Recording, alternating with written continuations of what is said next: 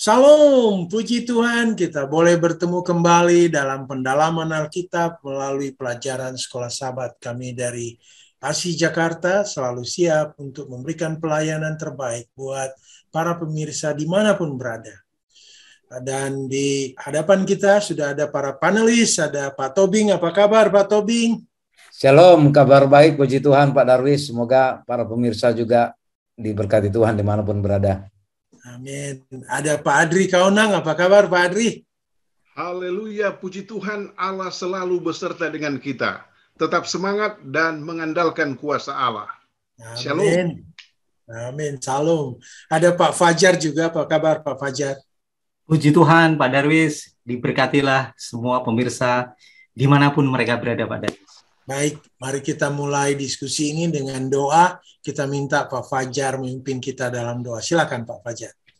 Baik, kita satu dalam doa. Bapa kami yang di surga, pada pagi yang indah ini Tuhan, kiranya Roh Kudus-Mu terang dari surga mendiami hati serta pikiran kami, bila mana kami akan berdiskusi tentang pelajaran Sekolah Sabat. Dan biarlah pelajaran yang kami sampaikan ini dapat menguatkan iman kepada pemirsa dimanapun mereka berada. Di dalam nama Yesus kami berdoa dan mengucap syukur. Amin. Amin. Para pemirsa, ada topik baru yang akan kita bahas kali ini, yaitu mengenai perjanjian kekal. Apa yang kita akan bicarakan mengenai perjanjian kekal ini, mungkin Pak Tobing bisa memberikan sedikit gambaran, sehingga pemirsa boleh mendapatkan gambaran yang lebih baik. Silakan Pak Tobing. Baik, terima kasih Pak Darwis. Pemirsa yang diberkati Tuhan, kita akan mempelajari apa yang disebut dengan perjanjian kekal. Pengantar bagi kita di ayat hafalan kita, Kejadian 17 ayat 7. Aku akan mengadakan perjanjian antara aku dan engkau, serta keturunanmu turun-temurun menjadi perjanjian yang kekal, supaya aku menjadi Allahmu dan Allah keturunanmu. Nah, ini perjanjian yang seperti apa yang akan kita bahas di dalam satu minggu ini. Diterangkan kepada kita juga bahwa ini kembali ditekankan sama seperti ketika di dalam Wahyu 14 ayat 6, ini adalah seruan malaikat ya, ada 3 malaikat, dan ini salah satu seruan malaikat yang berbunyi bahwa dikatakan, aku melihat seorang malaikat lain terbang di tengah-tengah langit, dan padanya ada Injil yang kekal untuk diberitakannya kepada mereka yang diam di atas bumi, dan seterusnya. Nah, ada 2 padanan kata di sini, Injil kekal dengan perjanjian kekal. Jadi ada 2 kata kekal ya, yang menunjukkan bahwa kalau kekal itu Pak Darwis itu hanya selalu ada, tidak pernah pudar. Jadi bukan baru sekarang ya, bukan baru sekarang, tetapi sudah sejak dulu dan seterusnya itu akan ada. Dan menariknya lagi adalah bahwa inti dari perjanjian adalah, inti dari Injil adalah perjanjian, dan inti dari perjanjian itu adalah Injil mengenai apa? Mengenai Allah yang berdasarkan kasih karunia-Nya sudah mati, yang sebenarnya dia tidak pantas mati, untuk menebus kita, ya, untuk menebus kita, dan harapannya kita akan merespon agar kita mengasihi Dia, karena itulah bentuk kasih yang sesungguhnya. Nah, ketika kita nanti belajar mengenai perjanjian dalam satu minggu ini Pak Darwis, kata perjanjian pertama sekali sebenarnya digunakan ketika Allah memberikan perjanjiannya kepada Nuh. Tetapi saat itu bentuk perjanjiannya itu berlaku antara Allah dengan semua umat manusia. Nah, lalu digunakan kedua kali, tapi dalam konteks antara Allah dengan umatnya saja, berarti ini dalam penggunaan yang pertama, yaitu untuk Abraham. Ya, ketika untuk Abraham itu hanya perjanjian antara Allah dengan umatnya. Kalau Nuh tadi antara Allah dengan semua manusia. Itu makanya yang dulu yang tidak mengikuti khotbahnya Nuh itu ya dibinasakan. Tetapi ketika nanti kita belajar dalam satu minggu ini, ada juga dengan Abraham, itu antara Allah dengan umat manusia. Itu dalam bahasa kunonya itu disebut berit. Perjanjian itu berit. Jadi mengapa? Ini sekarang pertanyaan, kenapa perjanjian ini diingatkan kembali? Nah, kalau kita belajar Alkitab, belajar kitab Ulangan, selalu ada kata yang kita pegang yaitu diingatkan kembali, diulang kembali. Mengapa diingatkan kembali? Ya, jadi mengingatkan kembali, Musa mengingatkan kembali akan peristiwa masa lalu supaya apa? Bahwa sekarang ini adalah kesempatan untuk setia dan mengasihi Allah. Kenapa? Sekali lagi di pelajaran sebelumnya juga Musa sudah tahu bahwa dia tidak akan masuk ke negeri Kanaan. Dan ini adalah orang-orang yang sekarang adalah generasi-generasi muda. Jangan sampai mereka tidak setia, lupa sama perjanjian yang sudah pernah Allah berikan kepada nenek moyang sebelumnya. Jangan sampai mereka gagal nanti memasuki tanah Kanaan. Itu Pak Darwis sebagai pengantar bagi kita, nanti para panelis akan menjelaskan lebih detail lagi satu persatu apa yang dimaksud dari perjanjian-perjanjian kekal ini. Baik, Pak Tobing. Saya beralih ke Pak Adri Kaunang ini. Pak Adri, perjanjian dan Injil. Nah, ini coba Pak Adri lebih detail lagi mengenai perjanjian dan Injil ini. Silakan Pak Adri. Oke, shalom para pemirsa dimanapun saudara berada. Kalau kita mempelajari topik ini dilandaskan dalam beberapa ayat ya Pak Darwis. Ya. Kejadian 12 ayat 1-3, Kejadian 15 ayat 5-18, dan Roma 4 ayat 1-5. Mengapa ada kata perjanjian? Kata intinya adalah janji. Artinya bahwa yang pertama yang kita pelajari di dalam topik ini adalah proaktif Allah. Ya, bagaimana Allah selalu membuat yang pertama untuk membuat para hamba-hamba Tuhan seperti yang dipecahkan tadi adalah Ibrahim, yang kita tahu bersama ada pelajaran di Bukit Moria, ya. Poin yang kedua yang kita dapat di sini adalah bagaimana proaktif juga Abraham terhadap apa yang dikatakan oleh Allah. Sehingga dalam bahasa teologi positif, Abraham mempercayai Allah, percaya dalam janji Allah, dan Abraham dibenarkan oleh Allah, imannya diperhitungkan menjadi kebenarannya. Itu adalah inti Injil. Kebenaran utama adalah dari perjanjian, adalah Injil. Sekarang kita belajar kepada poin yang ketiga. Tujuan dari perjanjian dan Injil adalah proaktif Allah, tadi saya sudah katakan. Sehingga kalau kita pelajari di dalam buku Yeremia 31 ayat 33 dan Imamat 26 ayat 12, mengkaitkan antara iman Abraham kepada Allah dan bagaimana ajakan Allah kepada umat-umat Israel untuk percaya sepenuhnya kepada Allah, sehingga dikatakan Allah akan hadir di tengah-tengah dan Allah akan menjadi Allah Israel dan kamu akan menjadi umatku, ya. Di dalam Imamat 16 ayat 22 dan Imamat 26 ayat 12. Itulah sebenarnya tadi dalam buku Ulangan pasal 6 ayat 6-9, konsep iman itu adalah kata berulang-ulang. Tadi hamba Tuhan Pak Tobing sudah katakan. Artinya bahwa mereka harus memiliki satu fokus pandangan rohani yang positif adalah mengandalkan Tuhan, percaya kepada Tuhan, buat satu pipa yang luar biasa kepada Tuhan dengan catatan, ya, benar-benar fokus sama dengan Abraham. Nah, itulah sebabnya iman dan perjanjian ini berlaku bagi semua. Baik itu Nuh, baik itu Abraham, bagi Israel zaman dahulu, dan umat-umat yang sisa, ya, umat-umat yang sisa. Artinya bahwa kalau kita percaya kepada Allah, timbul itikat iman. Kalau kita percaya kepada Allah, maka perjanjian yang Allah berikan kepada bangsa Israel akan menjadi bagian kita juga. Jadi secara prinsipal teologi dan Alkitabiah bahwa tidak ada perubahan antara kata janji dan kata covenant, ya.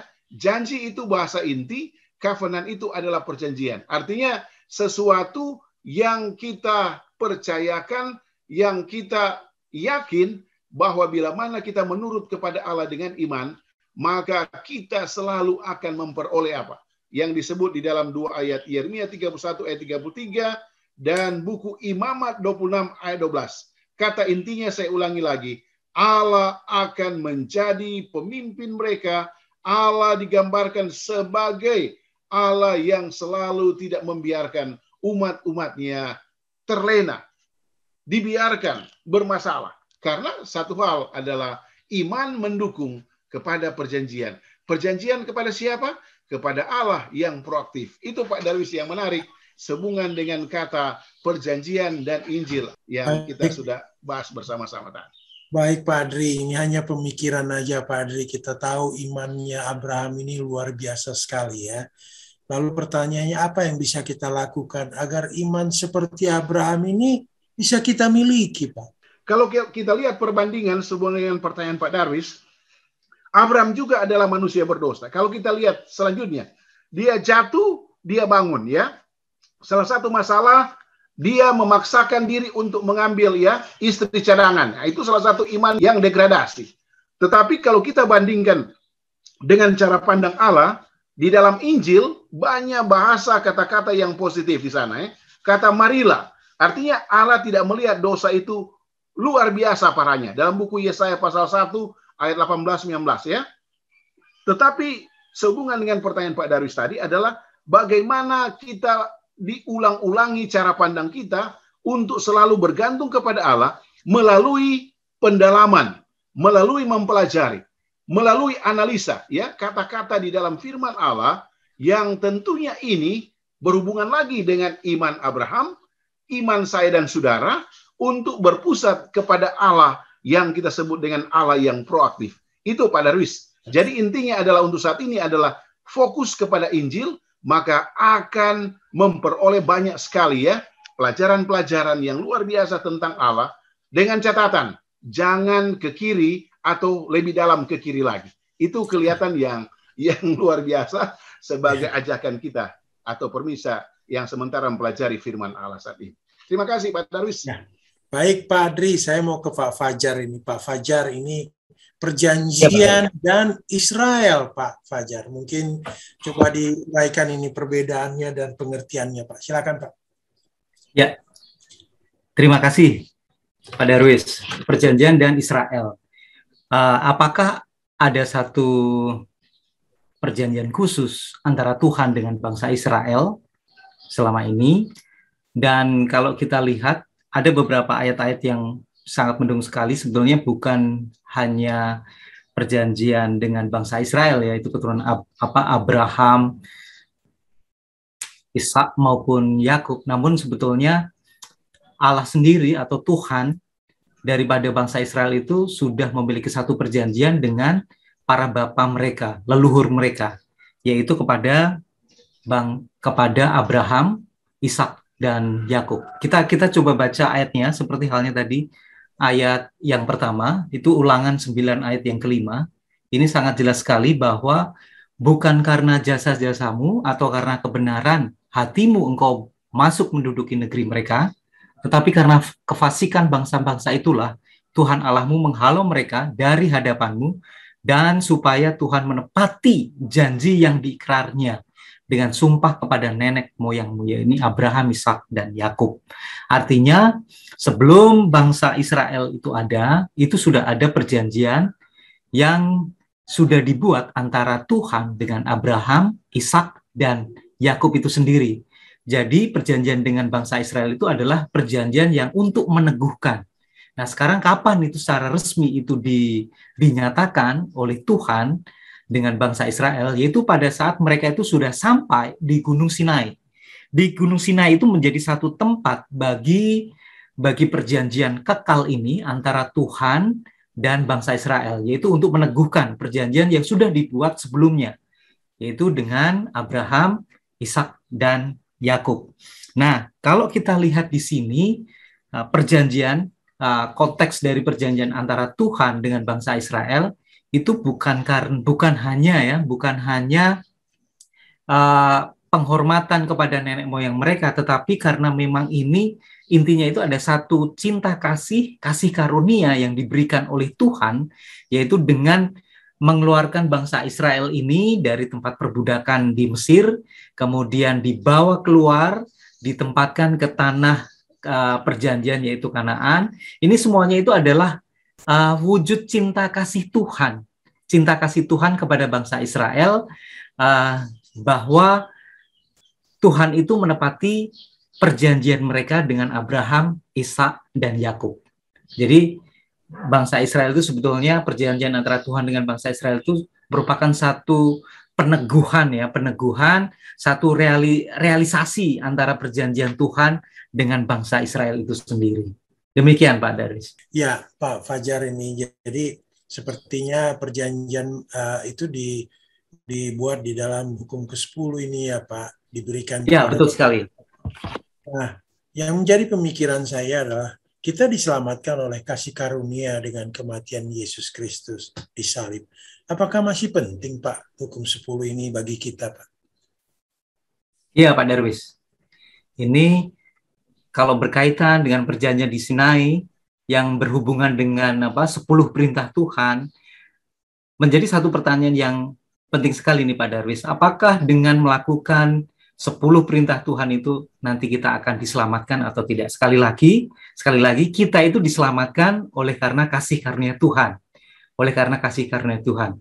Sebagai wujud manifestasi kita, oleh karena kita sudah diselamatkan oleh Tuhan, untuk merespon cinta kasih Tuhan sudah menyelamatkan kita, kita mau dengan rindu untuk melakukan apa yang diperintahkan oleh Tuhan.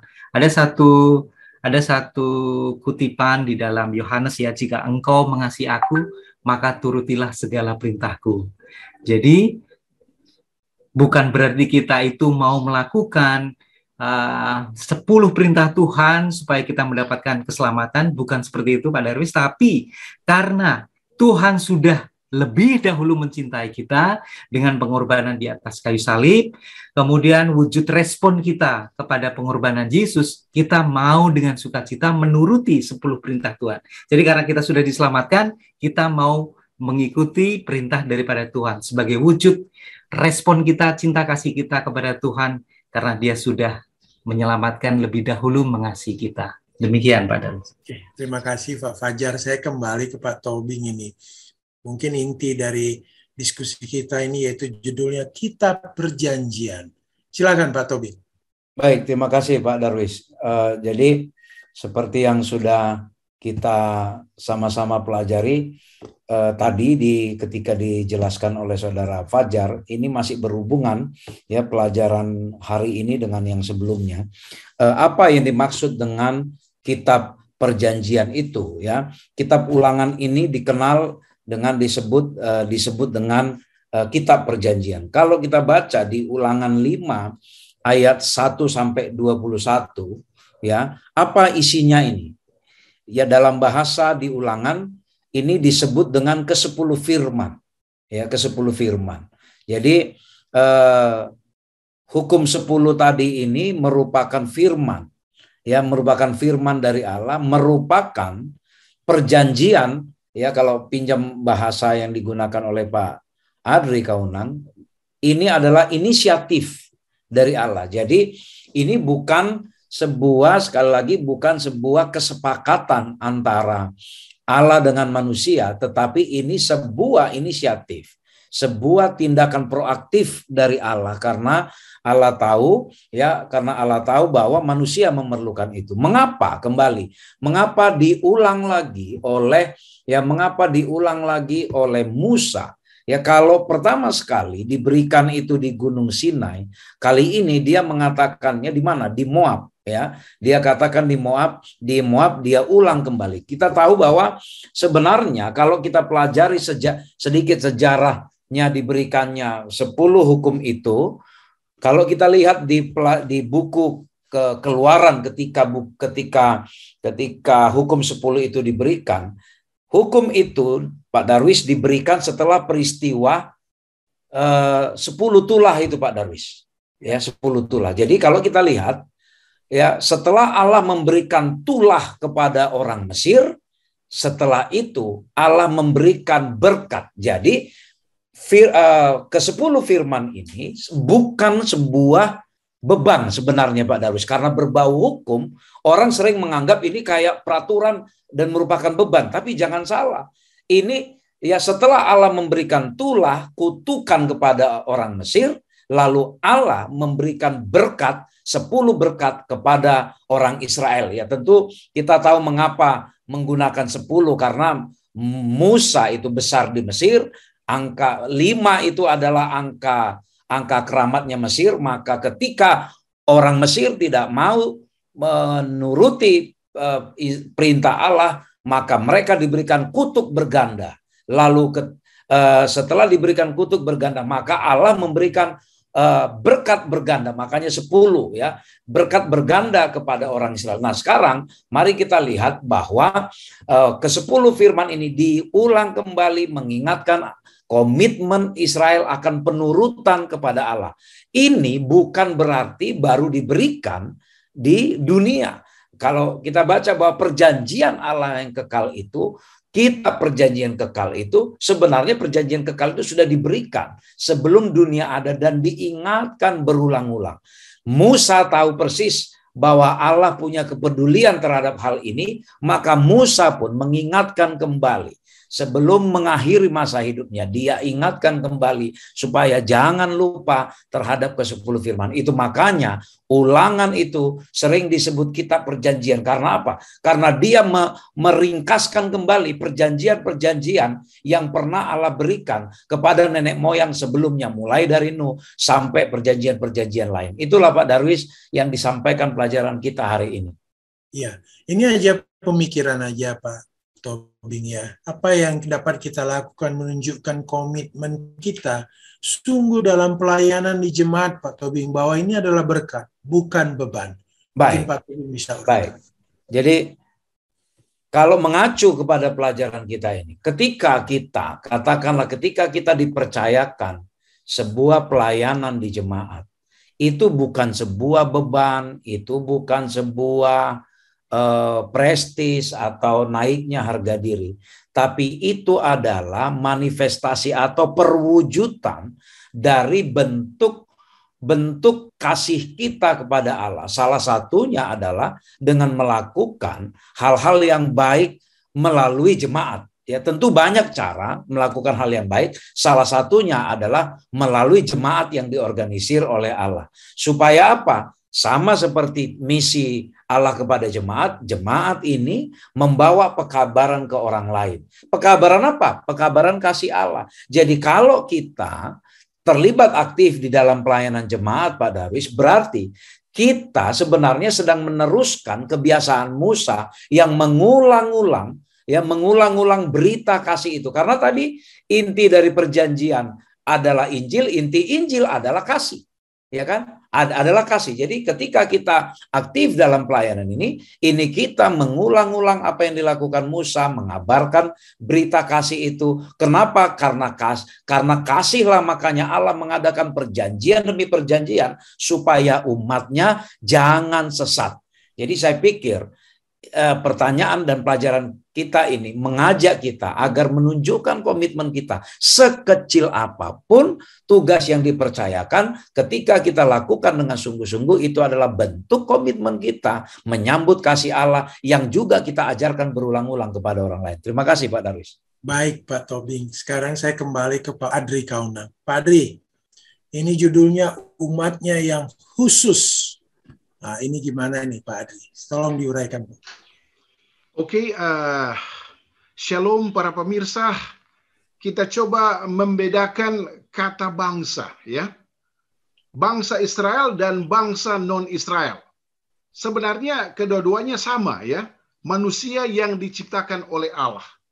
Tetapi mari kita lihat kepada poin yang kedua yang menjadi perbedaannya. Pertama adalah bangsa-bangsa di mana bangsa Israel dari Mesir menuju ke Kanaan bermacam-macam manusia, bermacam-macam bangsa, tetapi yang membedakan nilai tambah Israel di mata Allah adalah Israel tidak masuk kepada kategori pemberontakan dan kekejian dalam dosa. Ingat itu ya. Itulah sebabnya tadi Kaunang katakan dalam Ulangan 6 ayat 6 sampai 9, itulah yang membuat cara pandang Allah kepada Israel ini berbeda dengan bangsa-bangsa. Bangsa A, bangsa B, bangsa C yang dilalui oleh bangsa Israel, ya. Karena yang tadi saya katakan bangsa ABC ini adalah fokus mereka adalah tidak mau menghiraukan Allah yang luar biasa. Itulah sebabnya poin yang kedua, Allah melalui Musa berulang-ulang kali mengatakan bahwa, hei Israel atau hei biji mata Tuhan, jangan terpengaruh. Jadi poin yang kedua adalah, yang bisa kita dapat dalam pelajaran ini adalah tidak terpengaruh terhadap bangsa-bangsa yang melakukan pemberontakan dan kekejian melawan Allah. Ya, jadi poin yang kedua tidak terpengaruh. Karena poin yang ketiga, Allah memiliki tujuan yang luar biasa bagi bangsa Israel ini. Ingat, memiliki tujuan yang positif kepada bangsa Israel ini adalah untuk menjadi saksi. Ya, jadi luar biasa Allah ini ya. Allah selalu menginginkan umat-umatnya untuk tidak masuk kepada hal yang memang bertolak belakang dengan cara pandang Allah. Karena tujuannya adalah saksi. Tapi apakah seperti itu untuk pelajaran yang akan datang? Saya tidak akan bahas itu. Tetapi didasarkan kepada Ulangan 18 ayat 9 dikatakan, apabila engkau sudah masuk ke negeri yang diberikan kepadamu oleh Tuhan Allahmu, maka janganlah, nah ini yang luar biasa, kata efektif komunikasi ya, janganlah engkau belajar berlaku sesuai dengan apa? Kekejian yang dilakukan bangsa-bangsa itu. Ulangan 18 ayat 9. Mengapa Allah menekankan beberapa poin positif di sini? Karena memang secara cara pandang orang Israel ini cukup lama di Mesir dengan lingkungan yang tidak beribadah kepada Allah. Sehingga poin yang keempat yang kita pelajari di sini adalah masuk kepada bahasa berkomitmen, ya. Bahasa berkomitmen. Artinya tujuan akhir daripada Allah setelah mereka melakukan poin 1, 2, 3, ya. Dan yang berikut adalah tentunya komitmen. Karena arahnya sudah benar. Menghormati Allah, siap melakukan kehendak Allah. Komitmen pertama, bagi saya dan saudara yang sementara menonton diskusi luar biasa ini adalah, mari kita setia kepada Allah. Ya, agak sulit sih ini, tapi kalau kita setia kepada Allah dengan mempelajari firman-Nya, maka kita didapati setia. Poin yang kedua adalah mengenal Allah dengan semestinya. Bagaimana kita mengenal Allah? Melalui pelajaran yang diulang-ulang dalam buku Ulangan, ya, dan dihubungkan dengan buku Yohanes 14 ayat 6. Sehingga poin yang ketiga adalah umat itu hidup. Kata hidup ini yang luar biasa. Mengapa? Karena mereka mengenal Allah melalui firman dan kebenarannya. Itulah sebabnya Yohanes 14 ayat 6 yang tadi saya coba bacakan berulang-ulang adalah, akulah jalan, kebenaran, dan hidup. Kata kebenaran inilah yang membedakan kita dengan umat-umat di poin yang pertama tadi yang saya bahas, ya. Orang-orang yang memberontak, memiliki kekejian, dan tentunya hidup dalam dosa dan ingin melawan Allah. Nah, akhirnya saudara-saudara, dengan langkah-langkah yang kita sudah belajar tadi, maka intinya adalah umatnya yang khusus adalah mempelajari apa itu kebenaran, truths, ya. Apa itu kebenaran? Mengapa kebenaran ini sangat menarik? Karena kebenaran itu adalah menceritakan apa itu karakter Allah. Nah, kalau kita mengikuti kebenaran yang Allah inginkan, maka tentunya proses belajar itu harus berulang-ulang. Dan tujuan kita sama seperti Israel pada awalnya. Kanaan surgawi. Ingat, kalau Israel Kanaan duniawi pada saat itu, tanah perjanjian, tetapi kita, saya, saudara dan saudari, tujuan kita adalah surgawi, ya. Destinasi kita adalah surga. Itu sebenarnya yang diinginkan oleh Allah untuk mengikuti beberapa proses Pak Darwis yang saya tekankan tadi berdasarkan pemahaman kita tentang umatnya yang kudus. Atau dalam bahasa positif adalah the remnant, Pak. The remnant, ya, umat yang kudus. Itu Pak Darwis yang menarik, Pak Darwis. Pak Adri, ini hanya pemikiran aja ya. Kenapa janji Allah kepada bangsa Israel itu yang dulu disampaikan itu, apakah masih relevan dengan masa kini, Pak, zaman kita sekarang ini? Sangat relevan, Pak. Itulah sebabnya dalam pelajaran kita diulang di alinea terakhir Yohanes 14 ayat 6. Yang membedakan kita dengan non, ya, non dan lain-lain adalah kebenaran. Tadi poin 1 di atas, Kak Unang katakan bahwa mengapa bangsa Israel tidak mengikuti bangsa yang lain. Karena bangsa lain itu tidak bisa membedakan lagi tangan kiri dan kanan-kanan. Seperti kita belajar beberapa waktu yang lalu. Mereka tidak tahu kan Allah yang luar biasa. Puji Tuhan, saya dan saudara memiliki pengalaman wawasan yang positif, sehingga kita bisa menggali kebenaran yang seperti dikatakan oleh Pak Darwis tadi. Kebenaran yang membedakan kita dengan non dan lain-lain. Itu Pak yang menarik. Pak. Ya, terima kasih Pak Adri Kaunan. Saya mau ke Pak Fajar nih. Pak Fajar, ini ada gambaran-gambaran lain katanya. Ini apa ini gambaran-gambaran lain? Silakan Pak Fajar. Ya, menarik ini Pak Darwis. Apa yang dimaksud dengan perjanjian yang digambarkan sesuatu yang lain ya. Memang kita ketahui bahwa bukan saja perjanjian antara Tuhan dengan bangsa Israel, tapi kita juga melihat ada satu perjanjian misalnya dengan G2G atau mungkin company ke company gitu ya. Banyak sekali perjanjian-perjanjian. Tapi penulis Sekolah Sabat ini memberikan satu gambaran, satu definisi, sesuatu dimensi yang lain yang akan menambah pengertian kita, akan menambah pengertian kita. Contohnya seperti apa itu ya? Perjanjian yang dimaksud dengan apa yang dimaksud dengan perjanjian antara Tuhan dengan dengan bangsa Israel dengan dimensi yang baru ini. Nah, Tuhan memberikan satu gambarannya, yaitu dalam Ulangan 8 ayat yang ke-5. Maka haruslah engkau insaf bahwa Tuhan Allahmu mengajari engkau seperti seseorang mengajari anaknya. Jadi, mengajari engkau seperti seseorang mengajari anaknya. Seakan-akan Tuhan itu memberikan satu contoh perjanjian bangsa Israel dengan Tuhan itu digambarkan antara perjanjian atau hubungan seseorang ayah dengan anaknya. Sangat begitu dekat. Tadi saya senang sekali dijelaskan oleh panelis Saudara Elvin, inti perjanjian itu sebetulnya Injil, dan di dalam Injil itu ada satu kasih karunia. Nah, penulis ini memberikan satu gambaran kepada kita bahwa perjanjian kita antara Tuhan dengan bangsa Israel itu diibaratkan antara seorang ayah dengan anaknya. Bagaimana kita ketahui Pak Darwis ya? Antara ayah dengan anaknya sangat begitu erat sekali ya, tidak bisa dipisahkan. Anaknya nakal tetap dikasihani gitu ya, tetap dikasihani, masih bisa diterima karena memang anak darah dagingnya sendiri. Dan itu memang dijelaskan sekali oleh Tuhan di dalam Ulangan 4 ayat yang ke-20. Di situ sangat jelas sekali dinyatakan bahwa sedangkan Tuhan telah mengambil kamu dan membawa kamu keluar dari dapur peleburan besi dari Mesir untuk menjadi umat miliknya sendiri. Seperti yang telah terjadi sekarang ini. Artinya bahwa memang perjanjian antara Tuhan dengan bangsa Israel itu benar-benar sangat kuat sekali ya, sangat teguh sekali, sehingga tidak heran ini menjadi satu perjanjian yang kekal dengan mereka. Dan untuk kita juga merasakan bahwa kita itu sudah punya satu perjanjian kekal antara Tuhan dengan kita, karena kita salah satu menjadi umat Kristen rohani ya, yang menikmati perjanjian kekal dengan Tuhan kita yang ada di surga. Saya pikir itu dulu, ya, Pak. Baik Pak Fajar, ini hanya pemikiran aja Pak Fajar. Gimana ya Pak Fajar kalau bisa hubungan kita dengan Allah itu jauh lebih dekat dan kuat ini? Apa yang harus kita lakukan Pak? Ya, amin sekali ya. Tuhan Yesus juga memberikan satu contoh bagi kita, bahwa meskipun dia sudah disalibkan, sudah mati gitu ya, tapi tetap menganggap semua murid-muridnya itu saudaranya ya.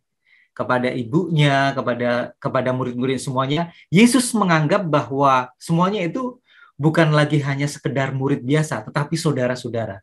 Ini artinya menggambarkan bahwa di dalam perjanjian yang dibuat oleh Yesus di atas kayu salib pun, dia sudah menganggap bagi umatnya yang tetap setia kepada dia, itu dianggap seperti saudaranya sendiri. Nah, sekarang apa yang mesti kita lakukan supaya perjanjian kedekatan kita dengan Tuhan itu benar-benar begitu intim, begitu kuat gitu ya, begitu kuat antara kita dengan Tuhan kita. Kita ingat bahwa kita sekali lagi bahwa kita itu menikmati satu perjanjian kekal.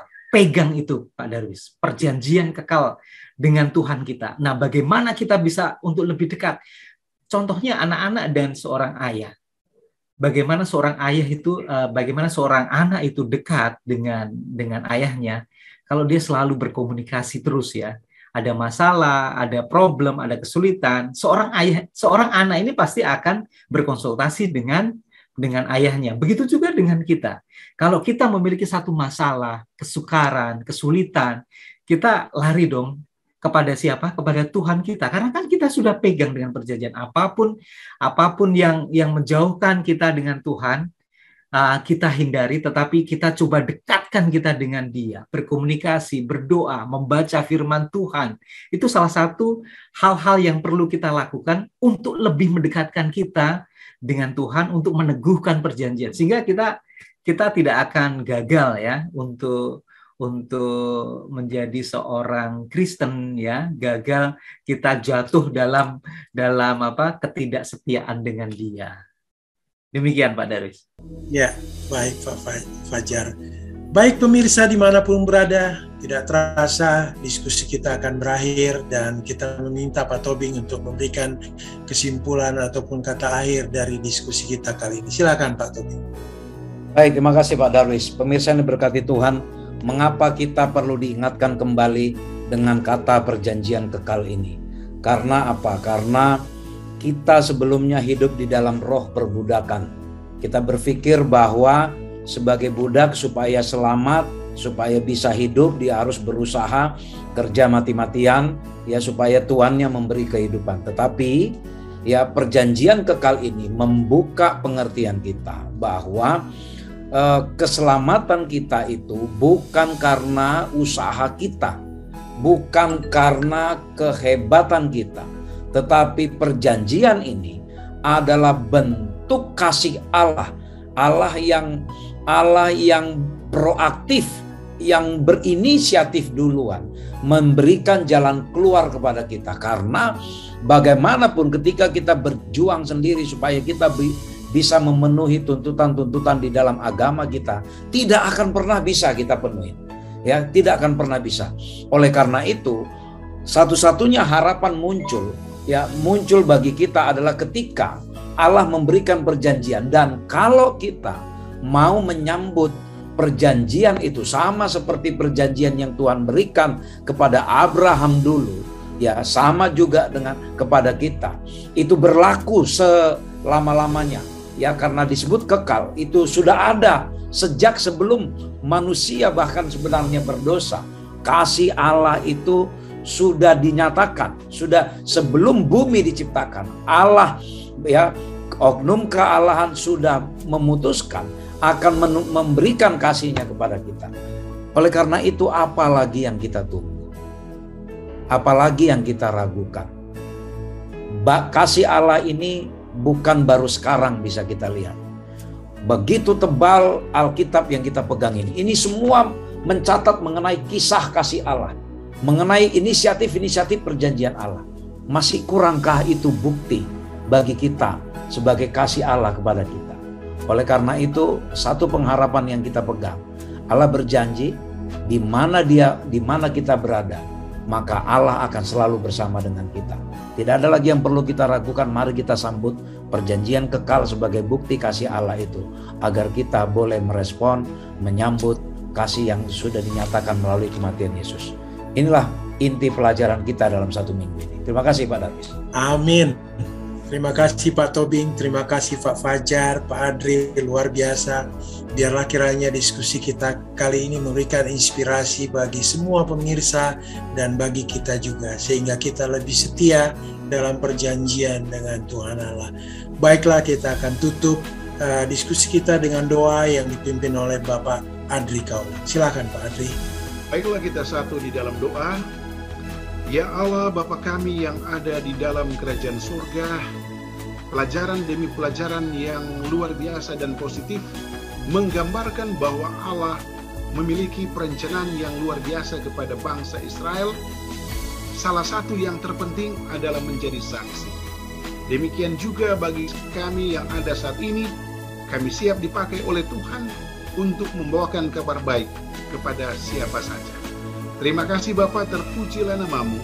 Dalam nama Yesus Kristus kami sudah berdoa. Amin. Amin. Para panelis, terima kasih sekali lagi, dan pemirsa juga kami terima kasih juga boleh membagikan rekaman ini kepada siapa saja.